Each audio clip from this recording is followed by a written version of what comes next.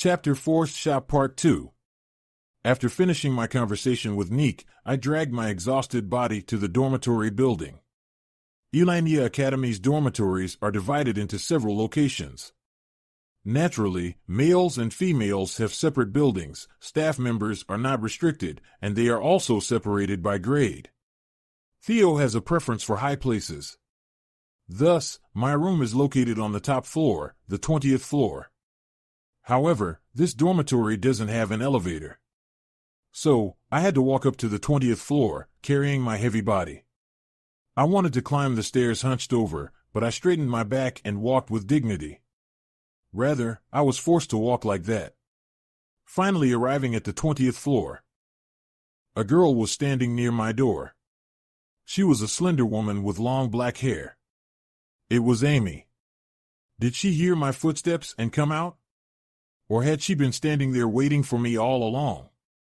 I was curious. Clip-clop, clip-clop. Amy, whose eyes met mine, approached and bowed her head 90 degrees. "You have arrived, young master." Her voice was still emotionless. Yes. I felt uneasy. I had clearly told her to rest comfortably. I was curious how long she had been waiting, but decided not to ask. Old habits from the past few years wouldn't change easily. Amy, who raised her head gracefully, licked her lips. "Young master, it is getting late. It would be best for you to go to bed soon for tomorrow's class." "I understand." Of course, I had no intention of going to sleep right away. I needed to look into the shop more. After passing by Amy, just as I was about to enter my room. "Then, have a good night, young master. I will see you in the morning. Have sweet dreams." Amy bowed her head again. "All right. You too, have sweet dreams, Amy." Amy hesitated for a moment before bowing her head 90 degrees and murmuring, "Yes." As soon as I entered the room, I took off my sweat-soaked clothes. It felt incredibly uncomfortable. I've been feeling a tingling pain for a while now. I should take a shower first. I grabbed the bathroom doorknob. The luxurious bathroom greeted me as always. The warm stream of water soaked my long silver hair. I feel exhausted. But it's good. The world of Karenzina Chronicles is a mix of medieval and modern. The plumbing facilities are modern. It's not much different from the present. I should be grateful for this. It seems that Neek is on the Spearmaster route. I can't guarantee it 100%, but after talking to him, there's a 90% probability. Unlike the mage or the paladin route, where hidden pieces are practically unnecessary, the Spearmaster route requires a minimal amount of pieces. Having a route that doesn't require countless hidden pieces to clear, like the merchant or martial artist, is a relief. An overpowered class like a mage can clear the game just by following the main quests. In contrast, a martial artist, a weak class, must collect all the subquests and hidden pieces to barely clear the game. It takes a veteran like me to see the ending as a martial artist. Anyway, there's a 90% chance that Neek is a Spearmaster. In other words, there's a 10% chance he'll choose a different route. I'll know the route with 100% certainty in 6 months, but the time until then is too precious. I know all the methods of obtaining hidden pieces. But knowing them doesn't mean they'll come straight into my hands. Some hidden pieces take more than a week just to travel to their hidden locations. So, from now on, I must carefully plan and collect hidden pieces. I'll start with those that can be obtained near the academy. I'll trust the 90% possibility and my intuition. Honestly, it's not a desperate situation. If there's a 90% chance in gambling, one should bet their house. With various thoughts, I finished my shower and dried my body. I changed into the provided white robe.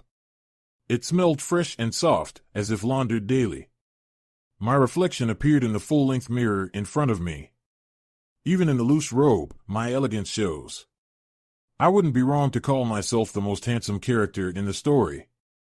Really, if only my specs were half as good as my face.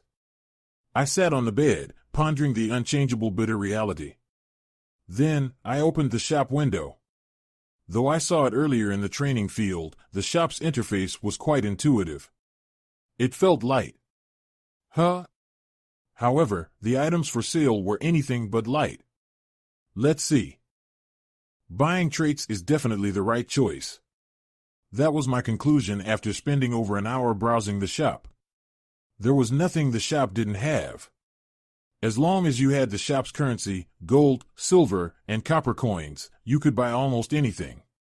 Potions and food were just the basics. High-tier artifacts like Ogre Power Gauntlets and Dragon Bone Armor were available too. Even stats and traits could be purchased. They even sold unique traits like Weapon Master, Mana Ruler, and Agent. The only things missing were unique items and bloodline abilities. Unique items were one-of-a-kind items within the game. Items like holy swords and chalices belonging to various factions fell under this category. Bloodline abilities were traits exclusive to certain lineages, such as Descendant of the Hero. Artifacts aren't useful to me right now. I'm only a first-year student. Before becoming a third year, I can't bring outside artifacts into the academy. I can only use ordinary artifacts provided by the school. It's also a waste to spend money on stats right now. I currently have 2 gold coins and 10 silver coins. At this point, it would cost 1 gold coin to raise a single stat. It's clear that raising 2 stats wouldn't make much of a difference for someone like me, who lacks any decent traits. It's inefficient to spend limited currency on stats. So, I should buy traits, but there's a big problem. Good traits are expensive. Weapon Master costs 100 gold coins. Agent is a whopping 1,000 gold coins. I've barely earned 2 gold coins and 10 silver coins, even with the initial special reward. From now on, it's certain I won't earn as much as I did today. My goal is to graduate from the hero department with excellent grades. At least one unique trait, like Weapon Master, is necessary to have any hope. But when will I gather 100 coins? Even if I focused solely on farming gold coins, it would take at least a year. Unlike other departments, taking a leave of absence isn't possible in the hero department. Gulp, gulp. Feeling frustrated, I gulped down some cold water. In the end, unique traits were merely a pipe dream. I had no choice but to pick lesser traits.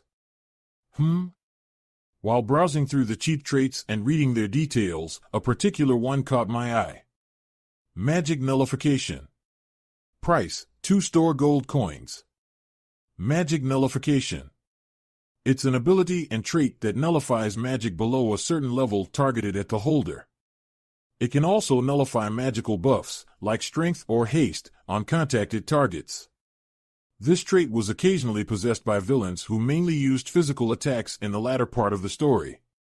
Its effects seemed overpowered. Depending on the situation, it could be even more useful than unique traits. However, unlike other games where magic nullification is considered an overpowered skill, it's a useless trait for players in Karen Xena Chronicles. The reason is simple. The higher the mana stat, the lower the level of magic that can be nullified. Moreover, it permanently reduces the amount of mana a person has. It's a trait only useful for those with low mana stats. In other words, it's extremely inefficient for protagonists, players, with top-tier mana stats from the beginning. In exchange for the enormous penalty of permanently losing mana, the effect is only enough to block a novice mage's fireball. A niche trait that no one uses, except for a handful of masochistic players who enjoy suffering. However, this is it. My mana stat is 0. Even the local innkeeper has a mana stat of 2 or 3, but mine is a complete 0. I don't have any mana to lose in the first place. With my 0 mana stat, I should be able to block quite high-level magic. And magic nullification is a trait, not magic. Traits don't require mana to use. There's a daily limit, but no one can make better use of this trait than me. Fools! Who asked for a character with a 0 mana stat to be possessed? I immediately purchased Magic Nullification. Purchase completed. Remaining funds, 10 store silver coins. Nothing happened except for the appearance of the message window. There were no special effects, nor did I feel any power. It just felt familiar, as if I had always possessed this ability. I tilted my head and looked up at the high ceiling. There, 3 magical lamps powered by magic stones were hanging. Hung. I jumped and touched one of the magical lamps, thinking, let's turn it off. Swoosh rung. The magical lamp I touched went out, as if it had always been that way. Good. It's working according to my will, even though I just bought it. I need to find out the level of magic I can nullify as soon as possible. A sense of satisfaction fills me, making me feel drowsy. I should go to bed now, as I have an early class tomorrow.